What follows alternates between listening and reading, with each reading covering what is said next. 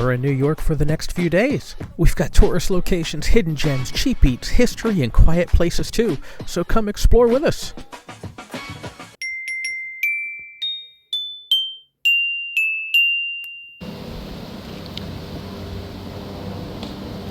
You're in Weehawken, New Jersey. We got a pretty park right about there.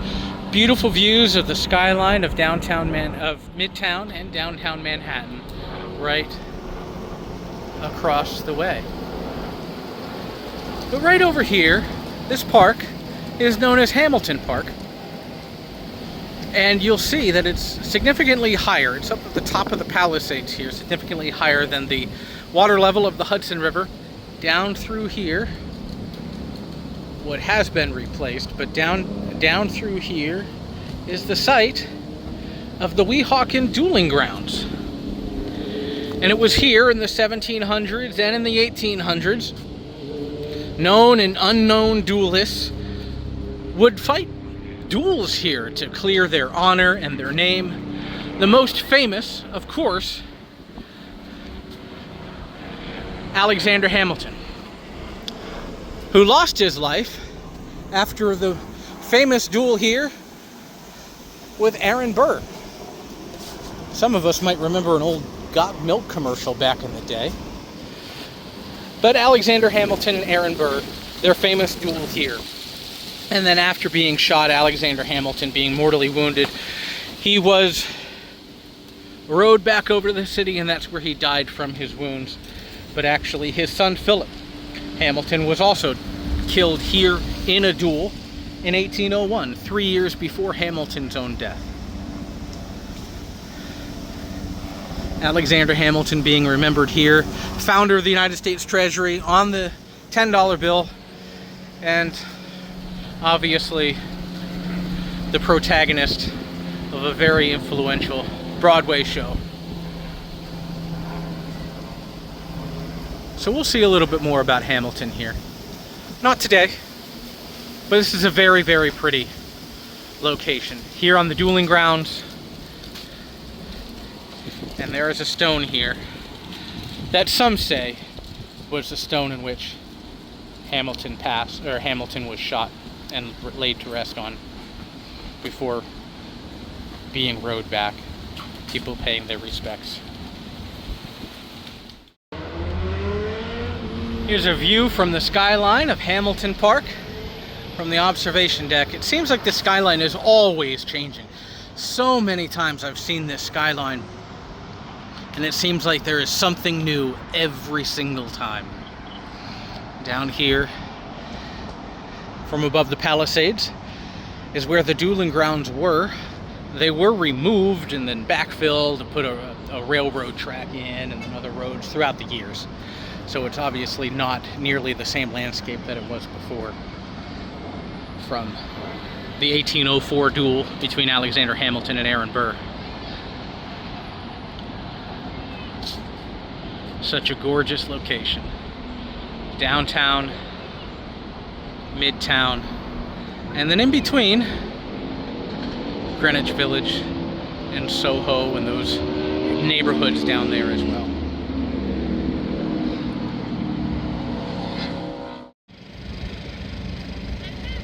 The Unisphere at Flushing Meadows Corona Park, Queens, New York. Constructed for the 1964 World's Fair. Usually they got fountains down here, the water. The World's Fair was an event many remember of a certain age, before my time.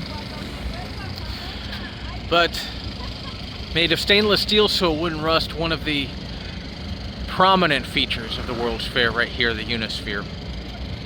Right behind, right over here, there we go, is the Queen's Museum. I know it's closed right now, but inside the Queen's Museum there's actually a large panoramic of the entirety of New York City. If you ever get a chance to go inside, I'd encourage you to check it out, especially if it's your first time. You kind of get a good layout of the city. The different boroughs, the heights of the buildings and things that are there as well.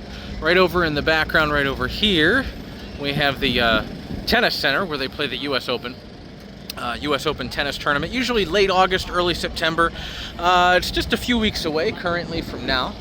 And then right over here on this side, we have the remains of the New York State Pavilion. It looks like they're doing some renovation or stabilization work. They got scaffolding up over the towers. Those used to be observation decks back during the World's Fair, so you could see everything back in the '64 World's Fair with elevators going up, stairs going up and such. Time has not been very kind to those or the remains of the New York State Pavilion, which the rest of that is that yellow structure right back over there. There was a beautiful mosaic of the city as well, and of the state, I believe, on the tile floors there within that. And then that went away, turned into a skate park for a little bit, I believe. But hopefully those can get repaired and brought back to glory here in New York as well. A lot of times they have the fountains going on, water in the fountains in here. They don't right now. I'm not entirely sure why. In the colder months, it'll turn into a skating park. But the Unisphere is still very prominent and pretty. You see the relief of the mountains here, the intricacies on it. The rings around actually are reminiscent of the orbits taken by the first Russian cosmonaut, as well as John Glenn, and I believe the first communication satellites sent into space as well. But the World's Fair, the Unisphere, the theme of the World's Fair was about shrinking of the globe with the enlargement of technology, the beginnings of the space race, and so this is a very very fitting structure to remain as a reminder of our interconnectivity with the world. Those of you who have seen Iron Man 3, the Stark Expo, took a lot of its imagery from the 1964 World's Fair. And inside the Queen's Museum there as well, they have exhibits about the World's Fair and the many pavilions that were here and what they inspired.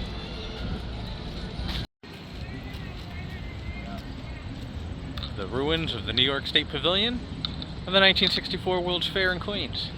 Those might look familiar if you've seen the movie Men in Black. Spoilers, aliens. Remnants, layouts,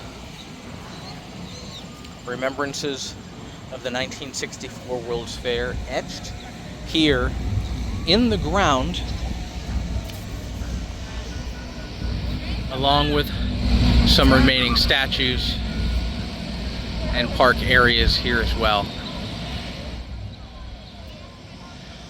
This entire location was full of various pavilions, shops, showcases of sponsored by different companies or different states, showcasing all sorts of innovations in technology, of the human spirit. The 1964 World's Fair was not the first one here. 1939, the World's Fair was also held here as well. So actually right here, behind the Unisphere, is where they have some remembrances here honoring the 39 and 64 World's Fairs. Despite the threatening storm clouds, we headed to another section of the park for the weekly Queens Night Market, a free entry, fun, and family-friendly setting for a wide variety of ethnically diverse foods, crafts, and live music, capturing the heart of Queens. Unfortunately for us, though, we weren't there very long before the massive downpour had us calling it a night. We'd like to make it back someday, but if you come along, make sure you bring cash.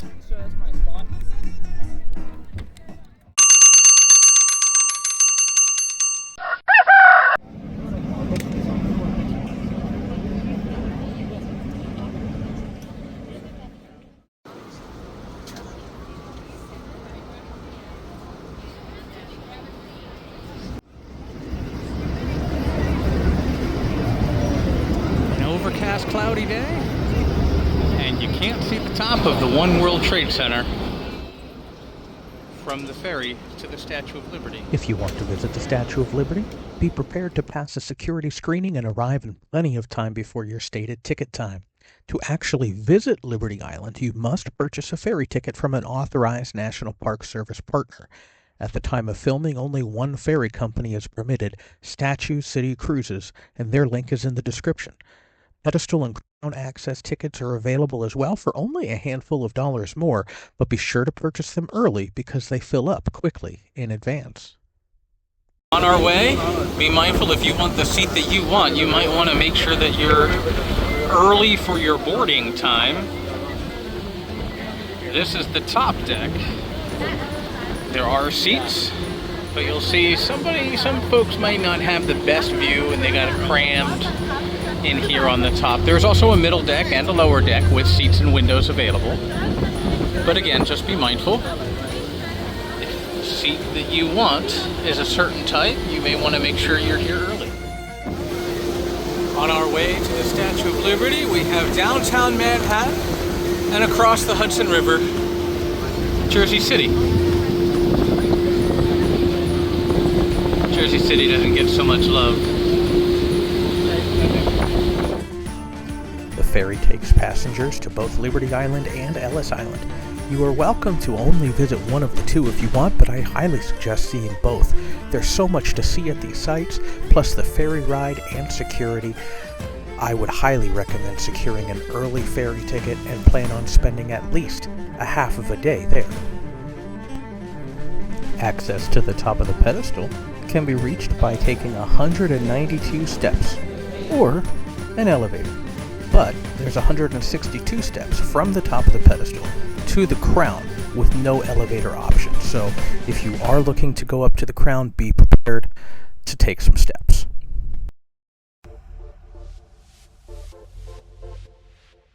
The base of the pedestal is attached to the top of Fort Wood. Statue of Liberty enlightening the world from the observation deck of the pedestal, sitting on top of Fort Wood in New York Harbor.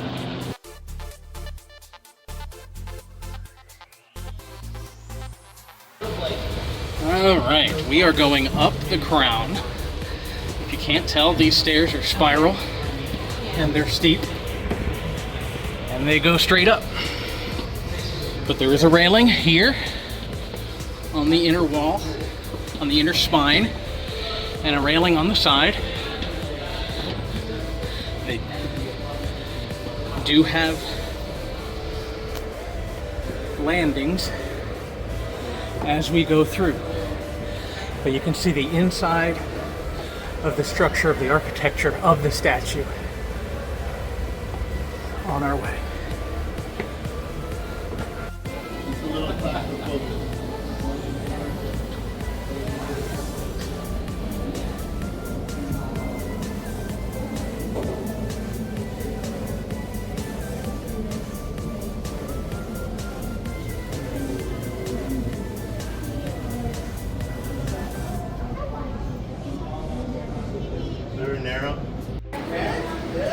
Almost to the top, almost to the crown, and here we are inside Lady Liberty, the iron structures.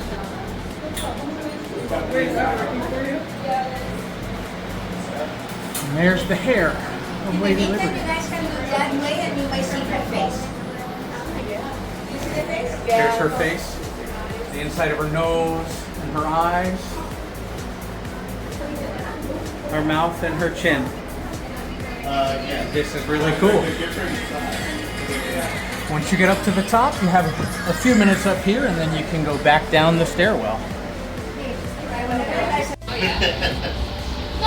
After all of those steps, the tight, spiral, steep staircase, we are at the top, the crown of the Statue of Liberty. And you can see Lady Liberty's arm for the torch right up there. There is a small singular ladder that goes up there for maintenance purposes only. No public access whatsoever. Hasn't been any public access for, I want to say, over 100 years. But this is a nice view, even with the clouds. You see all the boats out in the harbor. It is light and tight, but you got some airflow right up through here. This is cool. The torch access ladder, by special permission only. And there she is. There is the Statue of Liberty. Designed by Laboulaye, but the iron structure inside was designed by Gustave Eiffel of Eiffel Tower fame, gifted from the French to the United States in 1886.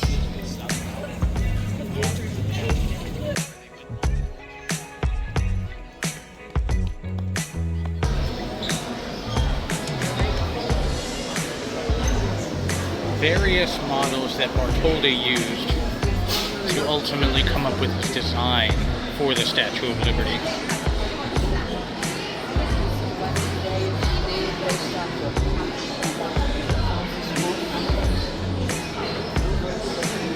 Laboulay's vision became Bartholdi's design, and then fabricated, and then held together with a structure by Eiffel.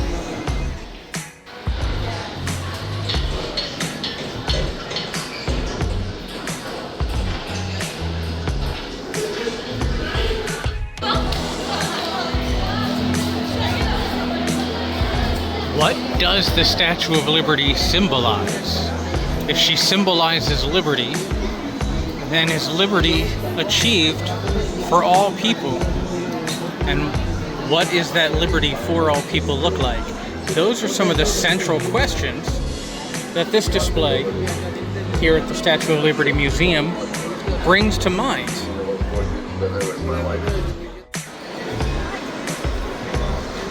The Statue of Liberty Museum also displays information about the building of the pedestal, which was an American endeavor. So while the French raised money for the gift to the United States, the Statue of Liberty, in its current location and structure, would not exist without American funds to help build the pedestal on which it stood and which it stands.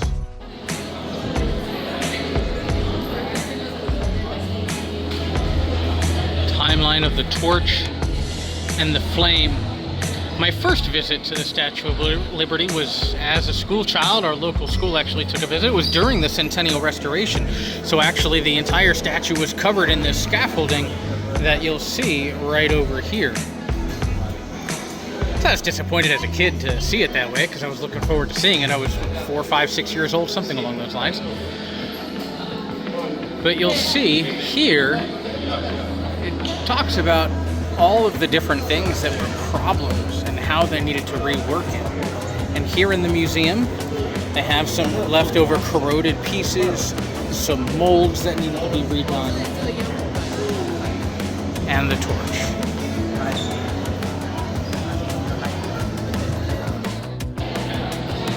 Here's the original torch from the 1980s restoration of the statue. This is the original torch. The current torch on there is the same design, but it's actually covered in a gold leaf to give the shine and the resemblance of actual illumination,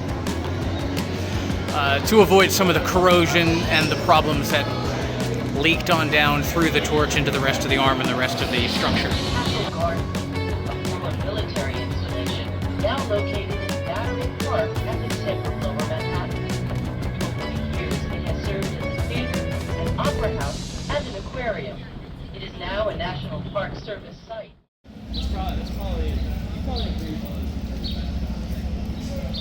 Ellis Island, National Museum of Immigration, the home of immigration processing from 1892 to 1924. Prior to 1892, in the opening of Ellis Island, immigration was processed at Castle Clinton, where now you get your tickets and board the ferry to the Statue of Liberty. We'll see a little bit of Castle Clinton a little bit later. But we'll check this out. Looks like, as always, they're doing some renovation here at this building. But we'll check a little bit of this out. Come along.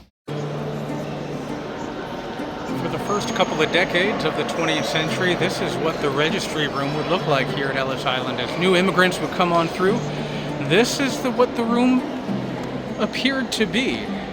Upwards of 5,000 people a day would sometimes walk through these halls and find out if they would be accepted or denied entry into the United States, longing for a new life, whether looking for freedom from their country of origin or just looking for new opportunities here. This is where their fate lie. Part of the process of new immigrants coming to America and awaiting their fate would be a quick 6-second Department of Health physical, of which they would determine their fitness for involvement in the American life and contribution to American society.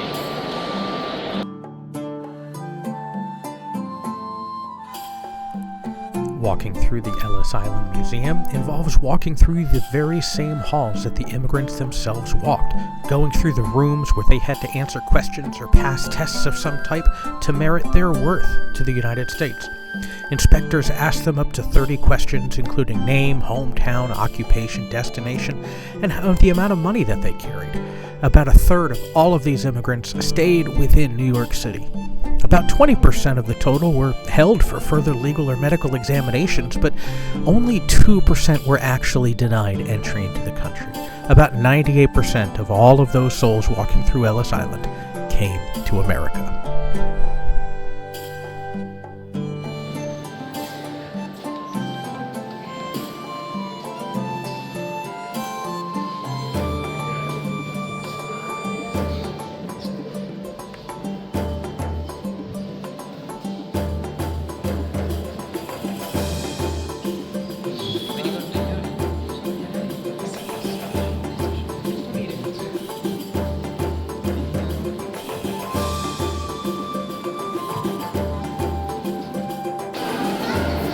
The story of immigration to the United States is not a simple one. The Immigration Museum here at Ellis Island has a timeline of different groups of people, different nationalities, different governments that had control of certain sections of the land here, what some of their policies may have been, who they allowed in, who they left out. The history of Bedloes Island, which is now Liberty Island, being a quarantine station for sick immigrants. The Russian settlement in Alaska, German immigration beginning in the 1830s, the Trail of Tears. So much here. Along with this, again, the stories of what it was like to arrive. Some folks had family networks here, others did not, and they just stayed wherever their port landed, whether intentionally or unintentionally. Initially, immigration was just, for the United States, was just open. And as the story of the Statue of Liberty tells, bring us all of your huddled masses. But then later, with public health concerns or racist sentiments or whatever the case may be, then new restrictions were placed into who could or could not emigrate from one country and immigrate into the United States. And that is where the idea of illegal aliens came from. And then from there we have exclusion acts and other types of scenarios that bring to mind the controversies and questions that today we have. But again, many Americans became Americans simply because of American conquest, such as how to handle Texas in the 1800s and other annexed territories from the Mexican War, and the purchase of Alaska from Russia, so on and so forth. From the Irish potato famine to the Puritans of England to the upheavals of the French Acadians and the African slave trade, the Chinese in the 1800s and the Dutch in the 1600s. So many different reasons and people groups immigrating throughout the eras to the United States.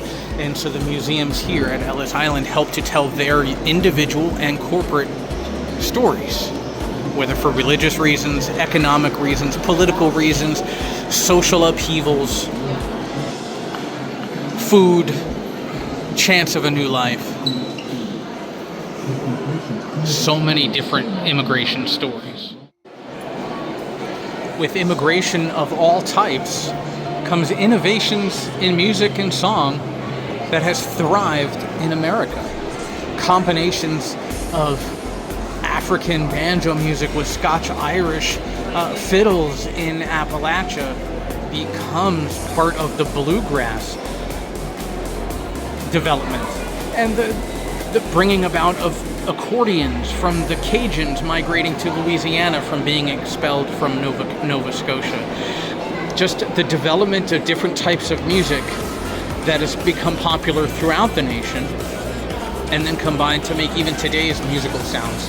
All because of the influences of various types of immigrants coming together, blending, learning from each other, and building off of each other.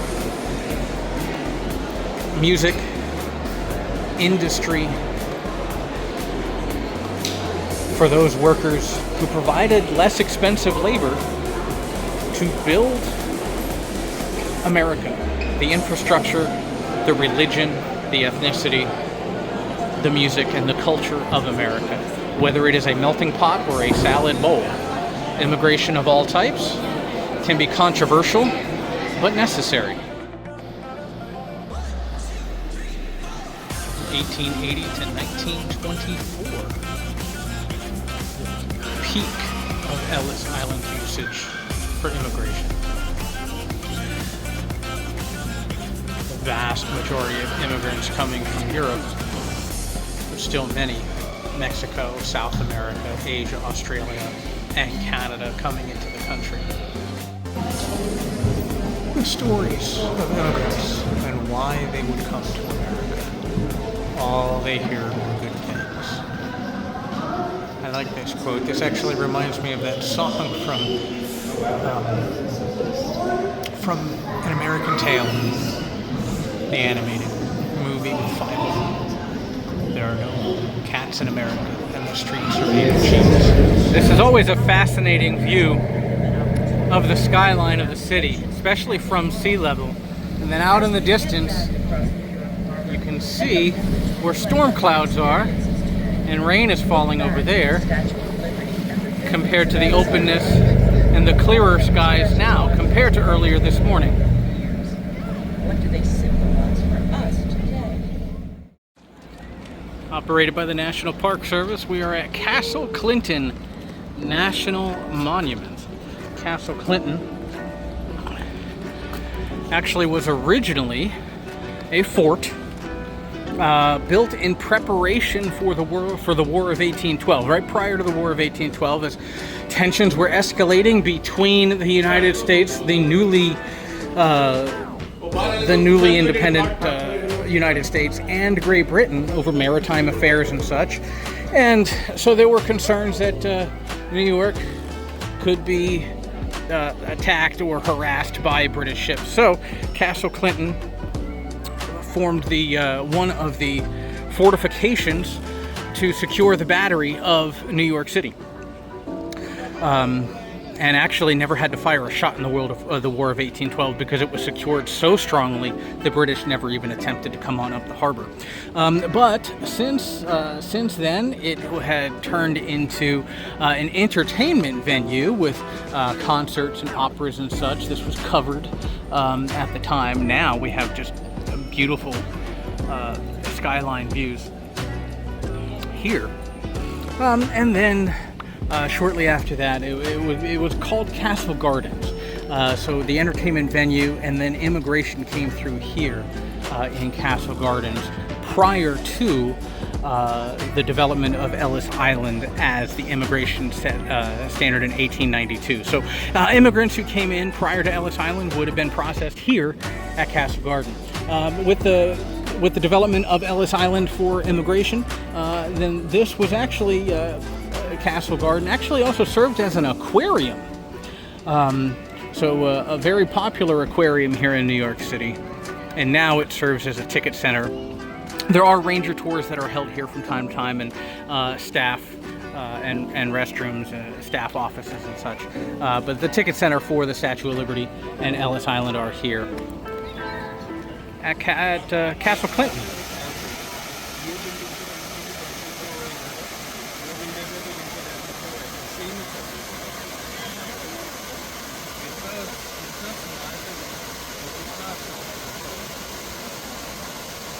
The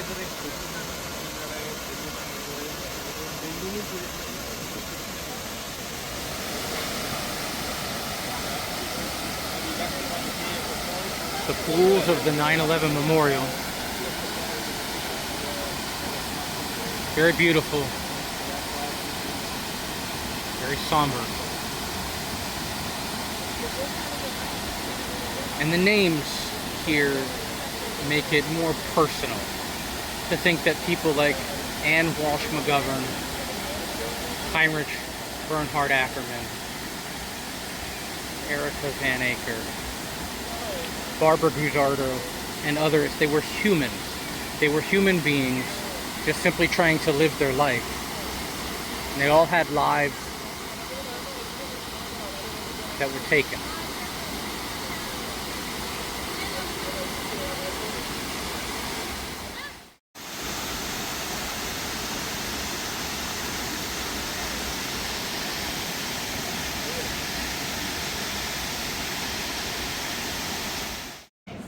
The 9/11 Memorial lists names based on their situation, which flight was impacted, perhaps what building they were impacted, but it does not only commemorate those who died in 9/11. Truck bombing, February 26, 1993, those victims also memorialized here.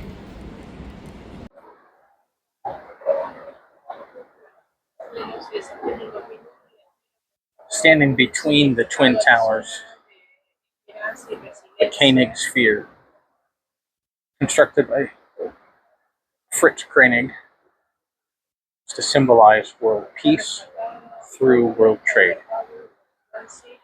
The events of September 11th, 2001, the sphere took on new meaning of hope and resilience, recovered from the rubble of Ground Zero, relocated to Battery Park, and then it's been installed here at Liberty Park.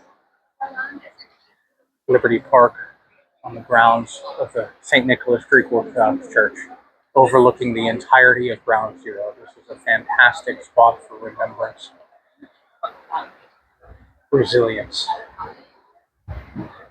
reflecting pools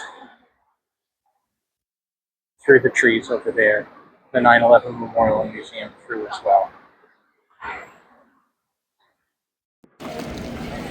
Just across from the 9/11 Memorial and One World Trade Center, here at Oculus Plaza, we have some sculptures. Wildlife sculptures, wildlife wonders. Information here about, I'm not sure exactly how long these sculptures are here on display, when they may be rotated to some other location in the country or across the world, but by Gillian Mark, designed to remind folks of the importance of wildlife, the endangerment of wildlife, and invite you to have a conversation and engage with the wildlife. After an early start to our day, it was already late afternoon, so we decided to hit the subway for one last stop before dinner in Greenwich Village. The memorial to the World Trade Center does not end outside. Here, underneath the Oculus, the World Trade Center subway stops and the subway station here. Poetic and artistic use of words to silhouette the buildings and also remind us of our freedom.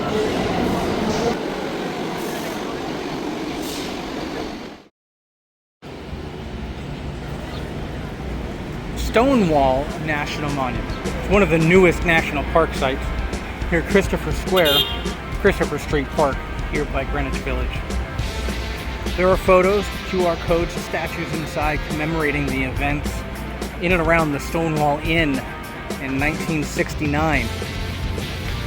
Greenwich Village was known for its LGBTQ communities, and the laws at the time basically treated them as non-human. And so with that being said, this park helps to commemorate those who fought for their ability to live freely without fear of persecution or freedom to assemble in bars or restaurants, eating establishments, and those types of places. So if you stop on by, you can learn the stories, again, of these humans who fought, quite literally, for some of their freedoms to be able to live freely, have a sanctuary to themselves against the rigors of daily life. Stonewall Inn.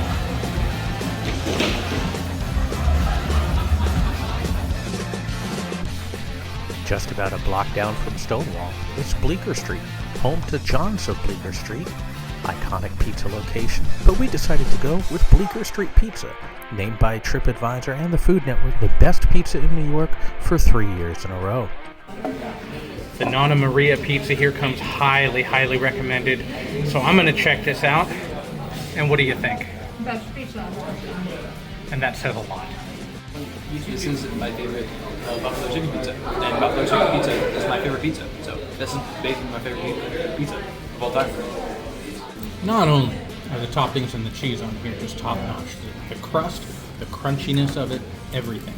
This is a phenomenal pizza. No wonder it is rated the best pizza in New York multiple years in a row by actual reviewers, not just the tourist places down in Midtown. This is good stuff.